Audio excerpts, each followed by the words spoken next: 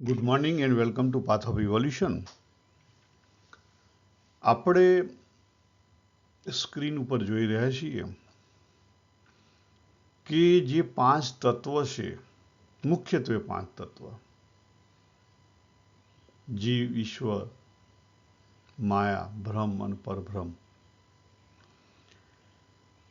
એને આપણા હિન્દુ વૈષ્ણવ કહેતા ભગવદ્ ગીતા આધારિત જે કંઈ ફિલોસોફી છે એની અંદર પણ અલગ અલગ રીતે પ્રેઝન્ટ કરવામાં આવેલું છે. બીજા આપણા કેટલાક ગ્રંથ છે એમાં પણ પ્રેઝન્ટ કરવામાં આવેલું છે. અને કાશ્મીરી સૈવિઝમમાં પણ બહુ સરસ રીતે સદાશિવ અને શિવ શક્તિ અને એનો વિસ્તાર એ રીતે આખું વર્ણન કરવામાં આવેલું છે. અહીં મારો કહેવાનો અર્થ એક જ છે કે આપણે વાત કરી રહ્યા છીએ મોહની. મોહ કહેતા અજ્ઞાન, તમારે જે શબ્દ વાપરવો હોય એ વાપરી શકો. તો એ અજ્ઞાનમાંથી પર કેવી રીતે થવાય? આપણું જે ટ્રાન્સફોર્મેશન છે, ઇનર ટ્રાન્સફોર્મેશન, એ કેવી રીતે થાય? તો આજે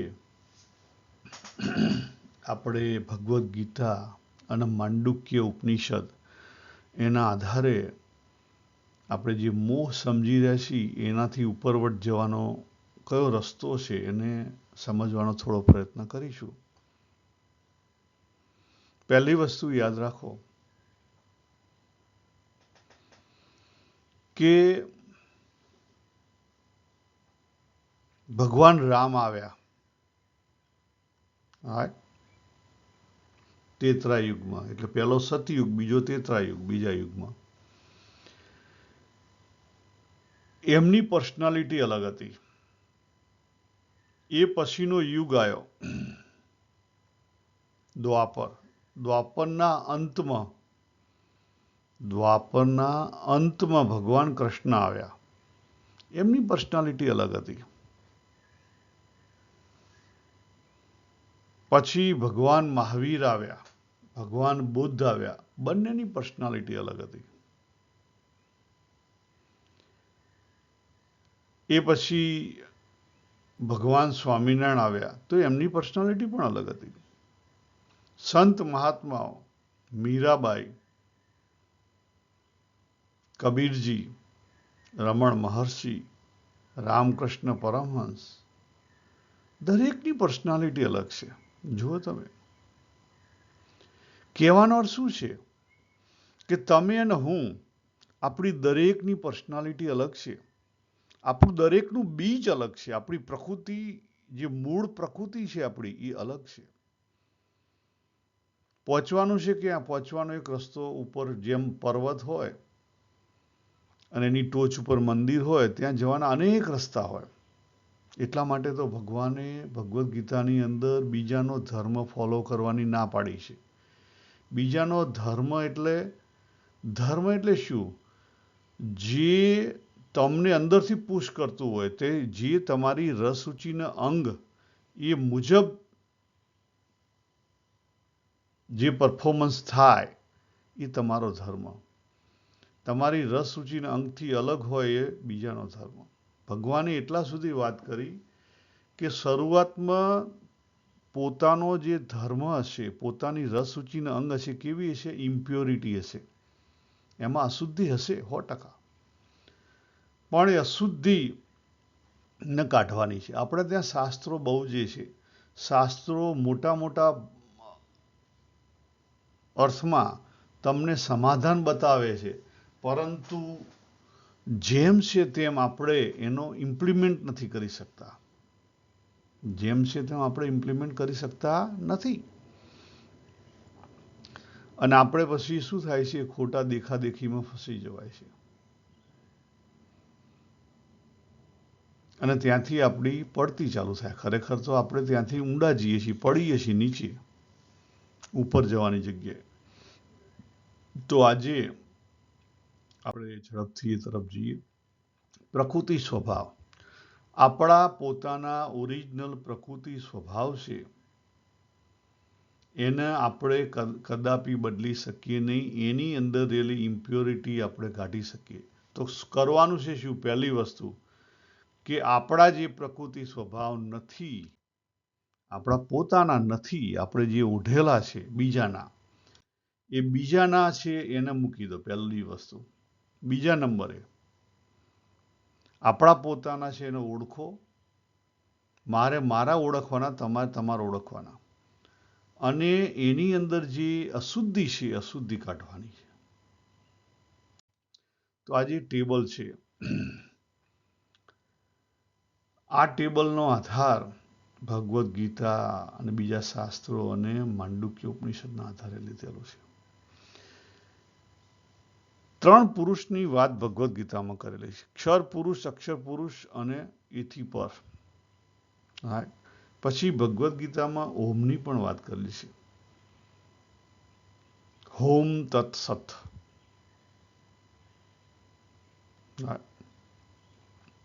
અને આજે માંડુક્ય ઉપનિષદ છે એમાં આજે મેં લખેલું ધીસ વર્લ્ડ, આ વર્લ્ડમાં જે અક્ષર પુરુષ આપણે મૂક્યું, એની અંદર જે વિરાટ અથવા વિશ્વનર, તેજસ, હિરણ્ય ગર્ભ અને પ્રાજ્ઞા અને એથી નિર્ગુણ બ્રહ્મણ, એની વાત કરવામાં આવેલી છે. તમે કહેશો કે આનાથી મોહથી કેવી રીતે પર થઈ શકાય? યસ, એની હું વાત કરવા જઈ રહ્યો છું, ચિંતા નહીં કરો. આપણી અંદર પણ 3 સ્ટેટની વાત કરેલી છે: waking state, dreaming state, deep sleep state અને નિર્ગુણ બ્રહ્મ. હવે આ ખાલી સ્ટેટ નથી, આ આપણી જે ચેતના છે, આપણી અંદરથી જે ચેતન શક્તિ બહાર વહી રહી છે, એના સ્ટેટ છે. કોના છે? આપણી અંદરથી જે ચેતન શક્તિ બહાર વહી રહી છે એના છે. જો એને સમજવામાં આવે તો સાચી રીતે સમજી શકાય. અને ઓમ છે, AUM અને એથી પર તુર્યમ, એ 4 અવસ્થા. બરાબર. જાગ્રત, સ્વપ્ન, સુષુપ્તિ અને એથી પર. હવે આપણું જે બીજ છે ને, આપણું બીજ ક્યાં રહેલું છે? આપણી કોઝલ બોડી ક્યાં રહેલી છે? ડીપ સ્લીપમાં, સુષુપ્તિમાં. સુષુપ્તિમાં બીજ રહેલું છે. યસ, સુષુપ્તિમાં બીજ રહેલું છે.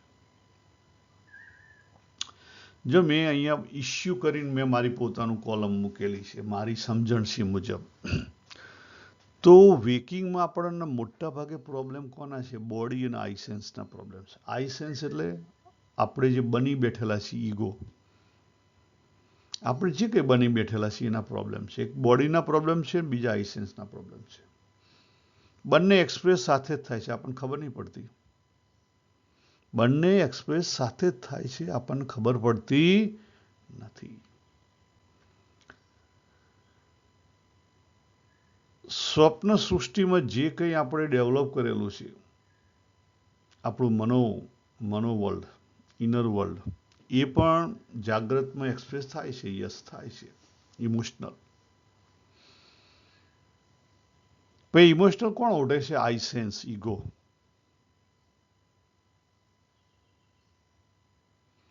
અને એ જ રીતે આપણી કોઝલ બોડીની અંદર, જે બુદ્ધિની અંદર જે ભેદ રહેલા છે, અને જીવની અંદર જે અશુદ્ધિ રહેલી છે, એ અશુદ્ધિ પણ આઈ સેન્સ દ્વારા જાગ્રતની અંદર એક્સપ્રેસ થાય છે.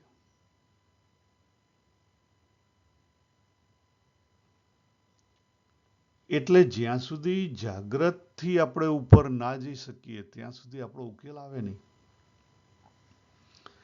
તો જાગ્રત સ્થિતિની અંદર સૌથી પહેલી આપણી સાધના ક્યાં કરવી પડે? જાગ્રતથી કરવી પડે.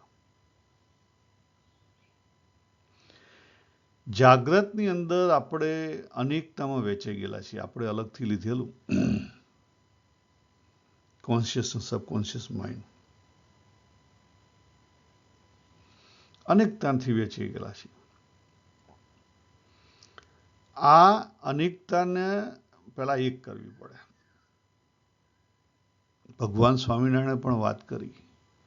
કયા? પ્રથમનું 25મું, 20 કોષના પ્રવાહનું. આપણી એનર્જી 20 કોષમાં જઈ રહી છે, એને ભેગી કરવી પડે.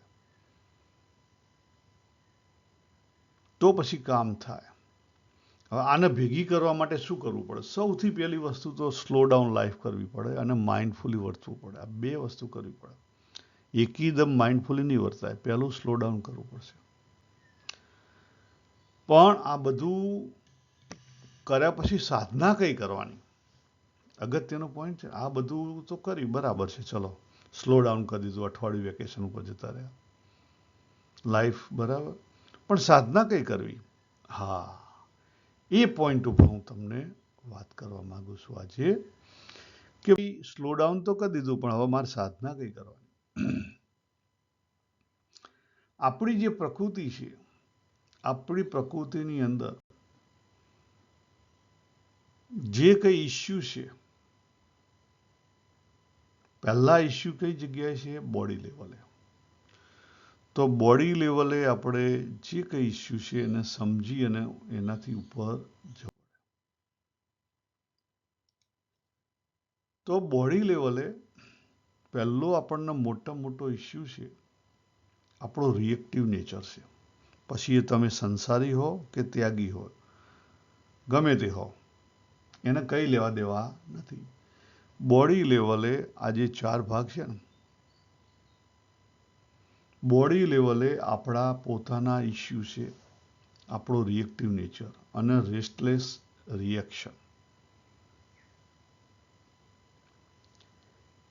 એ જો સમજાય, પહેલી વસ્તુ તો સમજાવવી જોઈએ, પોતાને સમજાવવી જોઈએ અને એને પછી દૂર કરવાનો તો પ્રયત્ન થાય. જ્યાં સુધી જાતે એક્સેપ્ટ ના કરો તેને દૂર કરવાનો પ્રયત્ન કરી ના શકો. આપણે ત્યાં ઘણા બધા મોટી ઉંમરવાળા છે, એ લોકો રિએક્ટિવ નેચર આપતા હશે.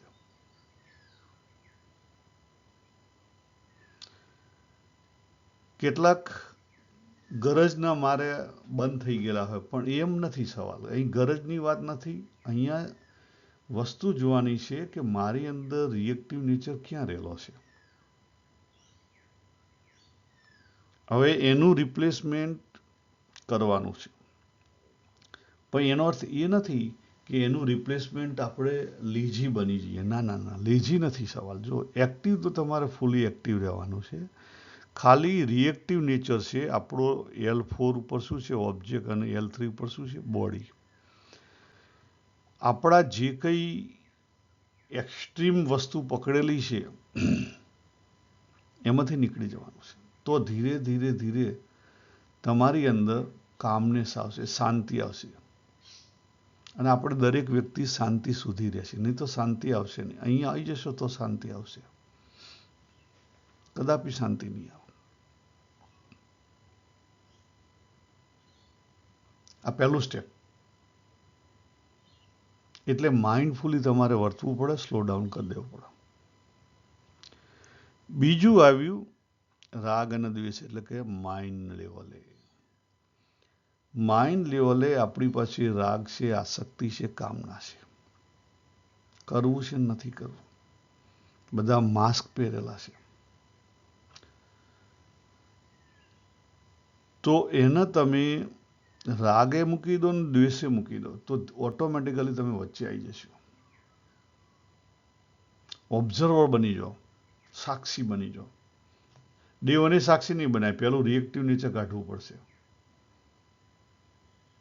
આ બીજું સ્ટેપ છે માઇન્ડ લેવલનો રાગ અને દ્વેષ કાઢવા માટે. આપણું જે કોઈ સ્ટેટસ હોય, વેલિડેશન હોય, પોઝિશન્સ હોય, ગમે તેવો આપણો ઇલ્યુઝરી કંટ્રોલ હોય, બધું મૂકી દો. પછી માઇન્ડ લેવલનું જ છે, એથી આગળ. આ પહેલું માઇન્ડ લેવલ રાગની વાત કરી. હવે માઇન્ડ લેવલ દ્વેષની વાત કરીએ કે હાર્ટની અંદર, આપણા હૃદયની અંદર કોઈ પણ જગ્યાએ કોઈની પ્રત્યે દ્વેષ હોય, બધા લેટ ગો કરી નાખો. હેટ્રેડ, દ્વેષ, ઈર્ષા, આ બધી વસ્તુ કાઢી નાખો, જોવા દો.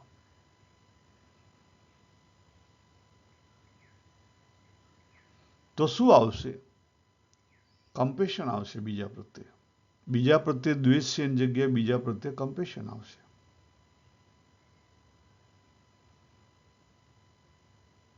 તો તમે ઓબ્ઝર્વર બની શકશો, ક્ષમતામાં આવી શકશો. હવે એથી આગળ આવ્યા આપણે જીવ લેવલે, જેની અંદર શું રહેલું છે? આપણે શું વાત કરી હતી? બુદ્ધિ અને જીવ બેને ભેગી વાત કરી હતી. કારણ કે જ્યારે બુદ્ધિ કામ ના કરતી હોય ત્યારે બુદ્ધિ મન સાથે ભળી જાય, અને જ્યારે બુદ્ધિ કામ કરતી હોય ત્યારે બુદ્ધિ જીવ સાથે ભળી જાય, અને એનું નામ વિવેક. આમ તો આપણી બુદ્ધિ કામ કરતી હોય છે, પણ એ લૌકિકમાં જ કરતી હોય છે. આઈ સેન્સના આધારે દોડતી હોય છે. આઈ સેન્સ એટલે આપણા ઈગોના આધારે દોડતી હોય છે. તો જીવનની અંદર ઘણા બધા પ્રસંગોએ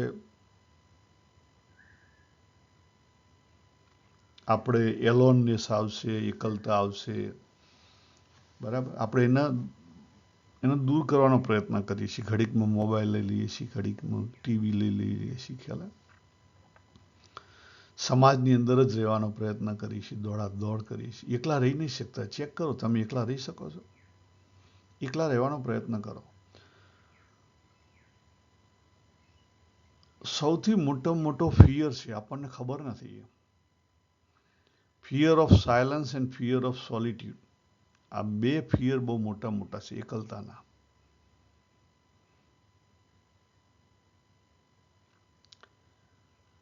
તો જો તમે આ ત્રણ વસ્તુ કરી છે ને, તો આ ચોથી વસ્તુ થશે તમારાથી, નહીં તો નહીં થાય. એક અઠવાડિયું કોઈ પણ નિયમ વગર શક્ય હોય એટલું એકલતાથી રહેવાનો પ્રયત્ન કરો. ખ્યાલ આવશે. ચેક કરો જાતે. હું એમ નહીં કહેતો, તમારે જાતે ચેક કરો. હું એમ નથી કહેતો કે તમે વિપાસનામાં જાઓ, કારણ કે વિપાસનામાં જવું એ શું છે? તમારી ઈગોને તમે સંતોષો. ઈગો નથી વાત કરતી હું અહીંયા. ઈગોની વાત જ નહીં થતી. કારણ કે વિપાસનામાં 99% લોકો ઈગોને કંટ્રોલ કરવા માટે ઈગોનો ઉપયોગ કરતા હોય છે. ના, એમ નહીં. માત્ર સહજતા. કારણ કે જ્યાં સુધી તમે સાવ અંદરથી ક્વાઇટ નહીં થો, શાંત નહીં થો, ત્યાં સુધી આ જે સોલિટ્યુડ છે ને નહીં આવે. અંદરનું જે સાયલન્સ છે ને એની ખબર નહીં પડે. અને આપણને જે ફિયર છે બીઈંગ એલોન, એ ફિયર જશે નહીં. હવે એથી પર યસ, આટલી 4 વસ્તુ થશે તો વર્તમાનની અંદર સંતોષ આવશે. નહીં તો વર્તમાનની અંદર સંતોષ નહીં આવે. તમને ખબર, વર્તમાનની અંદર સંતોષ એટલે કેટલાક લોકો લેઝીપણા અને વર્તમાનની અંદર સંતોષ માને છે. પેલી દ્રાક્ષ ખાટી છે. જો આપણે ત્યાં ને ભગવાને બહુ ભગવદ્ ગીતામાં એનો વિરોધ કર્યો છે. અક્રિય નથી થવાનું. આપણી કર્મતા નથી છોડવાની. કર્મ તો કરવાનું છે, પણ કર્મ સંન્યાસ કરવાનો છે. અંદર એલો રાગ દ્વેષ છોડી દેવાનો છે. કર્મથી ભાગવાનું નથી, અંદર એલા રાગ દ્વેષથી છોડી દેવાનો. જ્યારે મોટા ભાગે લોકો સંતોષ મેળવવા માટે શું કરે? કર્મથી ભાગી જાય. પોતાની જે ડ્યુટી છે એનાથી ભાગી જાય છે. ના.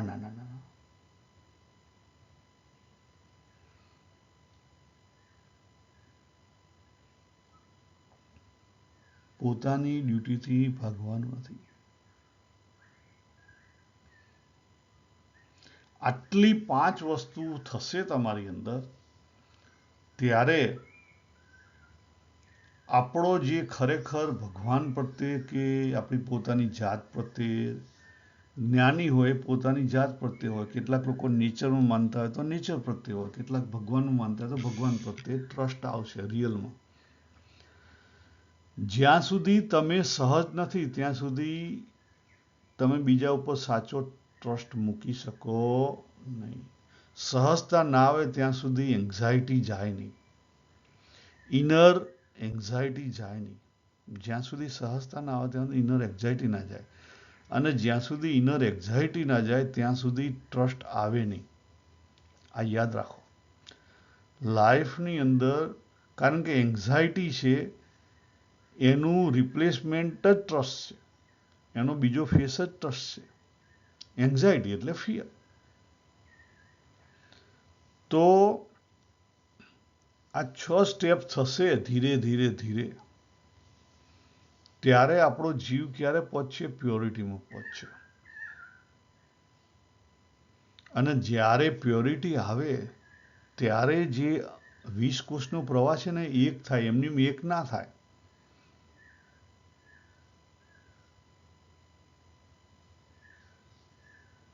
જે ભગવાને કીધું સ્થિત પ્રજ્ઞ, આ સ્થિત પ્રજ્ઞની વ્યાખ્યા છે. બીજા અધ્યાયનો 54મા શ્લોકમાં પ્રશ્ન પૂછ્યો તો 55મો અને 18મા અધ્યાયનો 54મો. બ્રહ્મભૂત પ્રસન્નાત્મા ન શોચતી ન કાક્ષતી સમઃ સર્વેષુ ભૂતેષુ મદ ભક્તિમ લભતે પરા.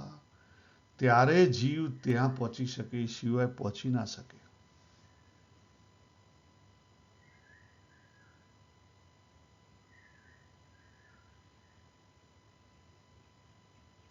અને એની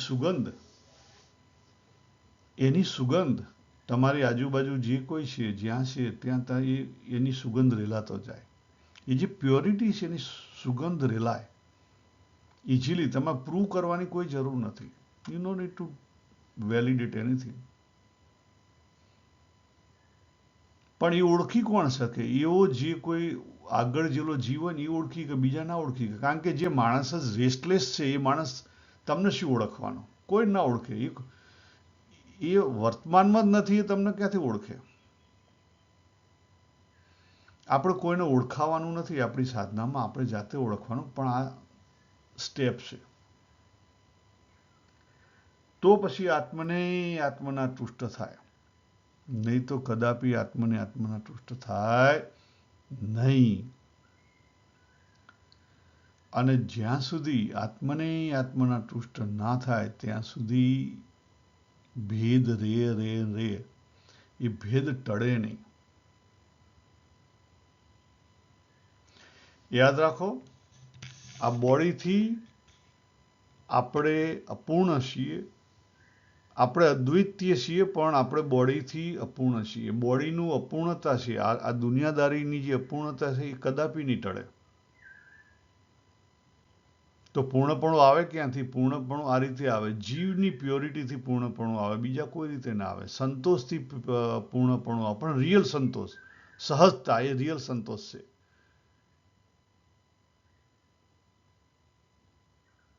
ઓટોમેટિકલી અંદરથી ઊભી થાય, દોડ મટી જાય. દોડ છોડી દેવાની નથી. એક વસ્તુ યાદ રાખો, લોકો શું કરે? કેલ્ક્યુલેશન મૂકે અને પછી લેઝીનેસ હોય ને એટલે પછી દોડ છોડી દે. કેટલાક લોકો કેલ્ક્યુલેશન મૂકે, લોસનો ધંધો હોય એટલે દોડ છોડી દે. એમ સવાલ નથી. તમારું લાઈફ તો ફૂલી એક્ટિવ છે, પણ ફૂલી જાગ્રત છે. કેવું છે? જાગ્રત છે. તો જો આ 7 સ્ટેપ છે મેં વાત કરી, એની ઉપર જો તમે ફોકસ આપો અને ધીરે ધીરે આગળ વધો તો આનાથી પર થઈ શકો, બાકી કદાપી ના થઈ શકાય. હવે એક સત્સંગમાં ગયેલા તો એક મિત્રએ વાત કરી કે સત્સંગની અંદર આવો તો સ્વભાવ ઘસાય અને સ્વભાવ ટળે. ખોટી વાત છે. હું 100% એગ્રી પણ નથી અને 100% ડિસએગ્રી પણ નથી. જો તમે ફૂલી અવેર હો તો સત્સંગની અંદર જવાથી તમારા કદાચ સ્વભાવ ઘસાય. પણ તમે જ અવેર નથી તો સત્સંગની અંદર જવાથી તમારા સ્વભાવ કદી ઘસાય નહીં. ઇવન તમે સાધુ થયા તો ના ઘસાય. જો કેટલા બધા સાધુઓ એમના રિએક્ટિવ નેચરથી જ બહાર નથી આવતા, એમના રાગ દ્વેષથી જ બહાર નથી આવતા. જે માણસ હજી તો ઓબ્જેક્ટ લેવલમાં ફસાયેલો છે, દેહ લેવલે ફસાયેલો છે,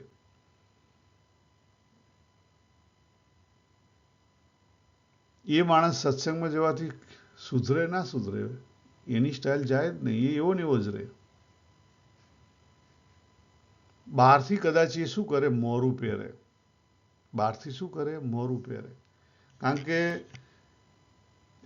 સમાજની અંદર સારા દેખાવા માટે મોરું પહેરવા વગર બીજો કોઈ રસ્તો હોતો નથી. 99.99% પાસે બહારથી બધા મોરા પહેરે છે. આ શું કહેવાય? પાખંડ કહેવાય. આ શું કહેવાય? પાખંડ કહેવાય. અંદરથી તમે ફૂલી સહજ નથી એટલે બહારથી મોરું પહેરો છો.